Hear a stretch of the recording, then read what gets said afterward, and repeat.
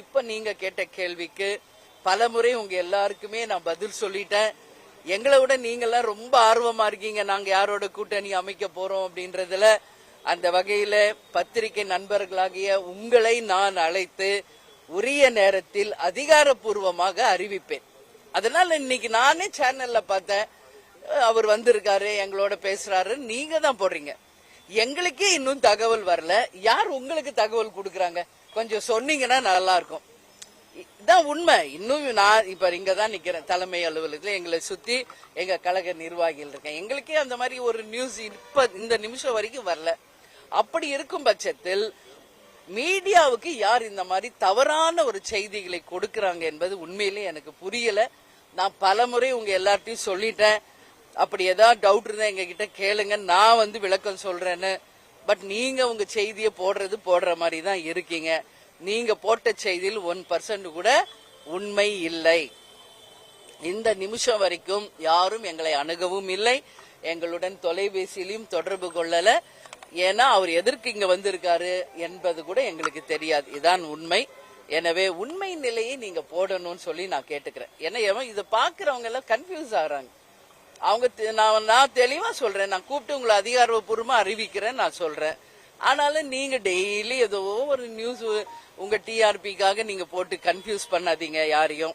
அப்படி ஒரு டிசிஷன் நாங்க எடுத்தா நான் ஃபர்ஸ்ட் கூப்பிட போறது உங்களை தான். இப்பவும் சொல்றேன். அதனால தவறான செய்திகளை போட வேண்டாம் என்று நான் கேட்டுக்கொள்கிறேன். என்டிஏ சம்பந்தமா யாரும் நம்ம கிட்ட பேசல.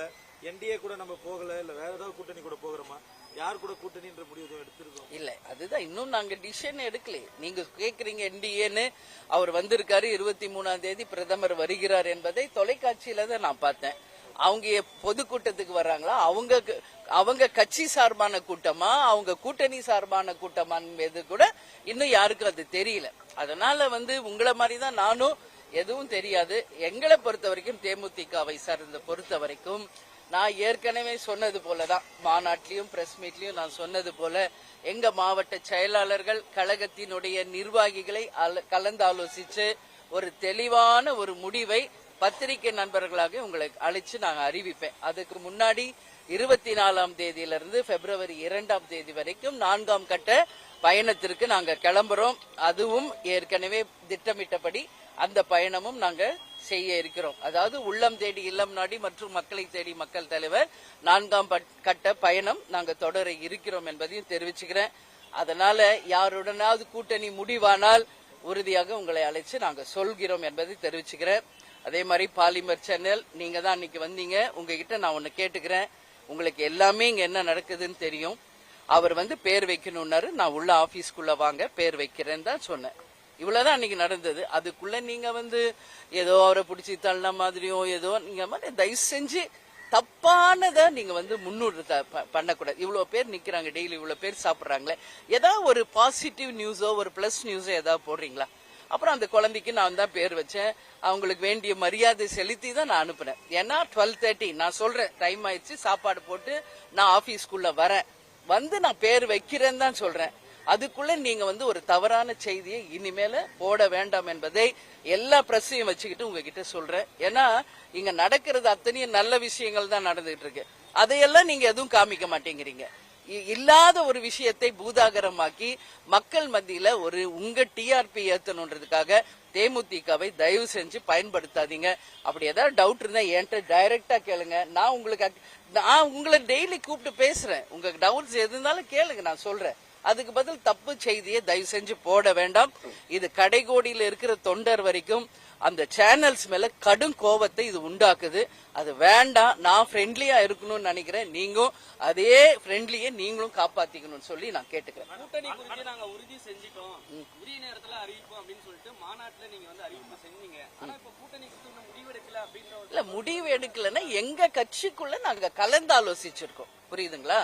முடிவு எடுத்துட்டோம்னா எங்க மாவட்ட கழக செயலாளர் மீட்டிங் நடந்தது இல்லையா, அவங்களோட பேசி எப்படி ஒரு டிசிஷன் எடுக்கணும் என்பதை அவங்க கருத்துக்களை நான் கேட்டிருக்கிறேன்.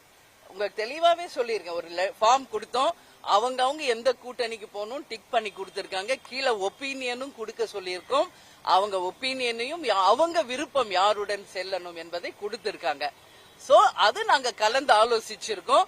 ஒரு டிசிஷன் எப்போ வரும்னா ஒரு கூட்டணி என்பது அந்த கட்சிகளோட பேசி அவங்க தலைமை யார் இருக்காங்களோ அவங்க அறிவிக்கும் போது இங்க தலைமை கழகத்துல நாங்க அறிவிக்கும் போது அது ஆதாரபூர்வமானது, அபிஷியலானது.